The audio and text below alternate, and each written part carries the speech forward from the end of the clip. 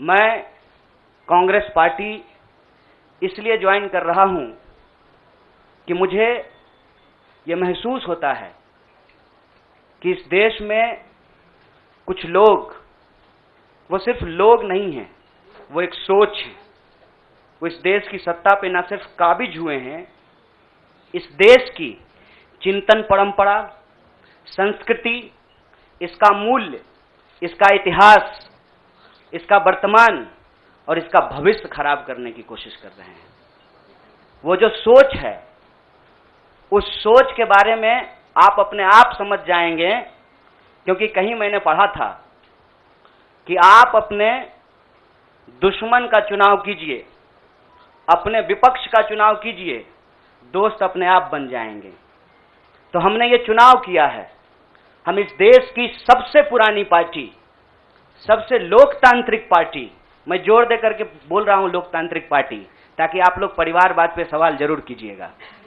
लोकतांत्रिक पार्टी में हम इसलिए शामिल होना चाहते हैं कि हमको लगता है, और सिर्फ हमको नहीं लगता है, इस देश के लाखों करोड़ों नौजवानों को ये लगने लगा है कि अगर कांग्रेस नहीं बचा तो देश नहीं बचेगा। और ये बात मैं आपको स्पष्ट कर देता हूं, देश में प्रधानमंत्री अब भी हैं, देश में प्रधानमंत्री इससे पहले भी थे, देश में आगे भी प्रधानमंत्री होते रहेंगे। लेकिन आज जब हम लोग श्री राहुल गांधी जी के उपस्थिति में फॉर्मली कांग्रेस पार्टी का फॉर्म भर रहे थे, तो साथी जिग्नेश ने संविधान की कॉपी दी और हमने उनको भगत सिंह, गांधी और अंबेडकर की तस्वीर प्रस्तुत किया, क्योंकि हमारा यह मानना है कि आज इस देश को भगत सिंह की वीरता की जरूरत है, भगत सिंह के साहस की जरूरत है।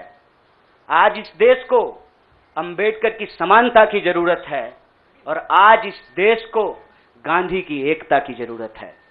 गांधी जब कहते हैं रघुपति राघव राजा राम, पतित पावन सीताराम, ईश्वर अल्लाह तेरो नाम, सबको सन्मति दे भगवान, ये गांधी की एकता है। जब अंबेडकर कहते हैं कि किसी भी समाज का मूल्यांकन वहां महिलाओं की क्या स्थिति है इस बात से होगा, तब वो समानता की वकालत कर रहे होते हैं। मैं नहीं मानता हूं कि डॉक्टर बाबा साहब भीमराव अंबेडकर किसी एक समुदाय के नेता थे। कांग्रेस पार्टी ने, संविधान सभा ने डॉक्टर बाबा साहब भीमराव अंबेडकर को संविधान बनाने की जिम्मेवारी दी, और उस संविधान के प्रियम्बल में यह लिखा है, हम भारत के लोग भारत को एक प्रभुत्व संपन्न समाजवादी धर्मनिरपेक्ष लोकतांत्रिक गणराज्य बनाने के लिए, इसमें समानता, न्याय के मूल्य निहित हैं। और जब भगत सिंह कहते हैं कि आप व्यक्ति को कुचल सकते हैं, विचारों को नहीं, आप बम और पिस्तौल से कभी इनकलाब नहीं ला सकते हैं, उस साहस की जरूरत है हमको। मुझे नहीं लगता है, मेरे बहुत सारे राजनीतिक दोस्तों को यह लगता है। मुझे लगता है कि यह देश 47 से पहले वाली स्थिति में चली गई है, लेकिन जिनको लड़ना है उनके पॉलिटिकल इमेजिनेशन में आज भी हर कोई अपना अपना शोरूम बचाने के चक्कर में है। रे भाई, मॉल में आग लग गया है, दुकान बचाओगे? बस्ती में जब आग लग जाती है ना, बेडरूम की चिंता नहीं करनी चाहिए।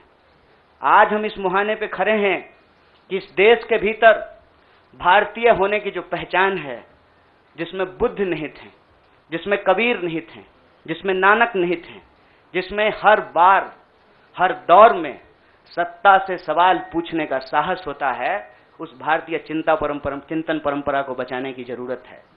इसीलिए हम कांग्रेस पार्टी में शामिल हुए हैं कि कांग्रेस पार्टी वो पार्टी है जो गांधी की विरासत को लेकर के आगे चलेगा।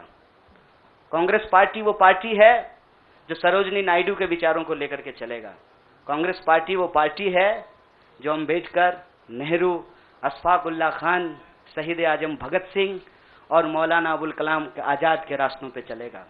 हम जब भी समानता और बराबरी की बात करते हैं, यह कुछ व्यक्तियों तक सीमित नहीं है, यह भारतीय होने का इतिहास है, और इस भारतीय होने के इतिहास को अपने आप में यदि कोई समेटे हुए है तो देश की सबसे पुरानी पार्टी है।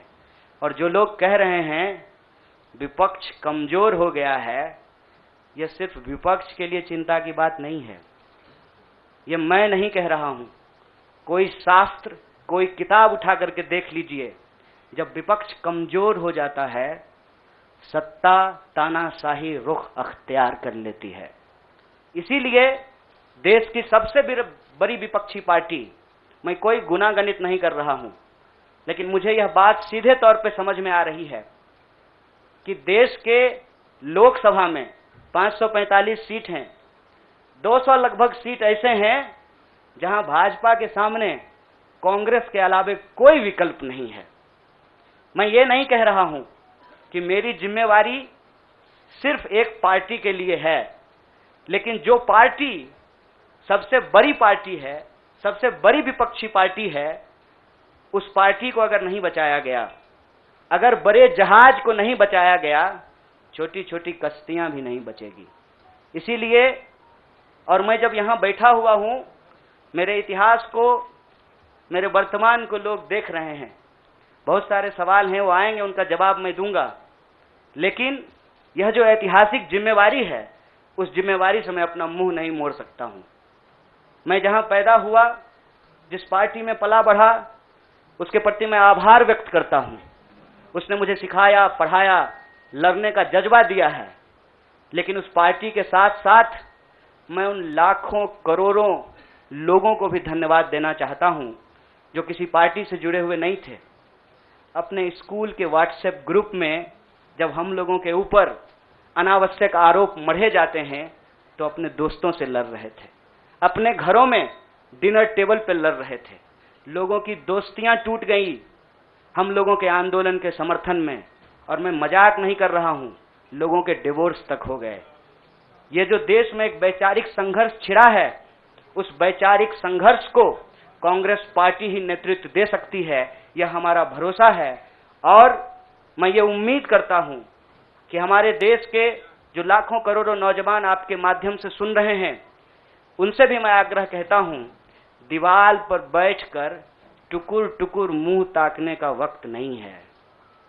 ये अर्जेंसी का टाइम है, और इस अर्जेंसी के टाइम पे दीवार पे बैठ करके दायां जाएं कि बायां जाएं, ये मत सोचिए। जब आप जंग में होते हैं तो आपके पास जो अवेलेबल चीजें होती हैं, आप उससे मुकाबला करने की कोशिश करते हैं। कांग्रेस पार्टी एक बड़ी जहाज है। अगर कांग्रेस पार्टी बचेगी तो हमारा मानना है इस देश के लाखों करोड़ों नौजवानों की आकांक्षाएं बचेंगी।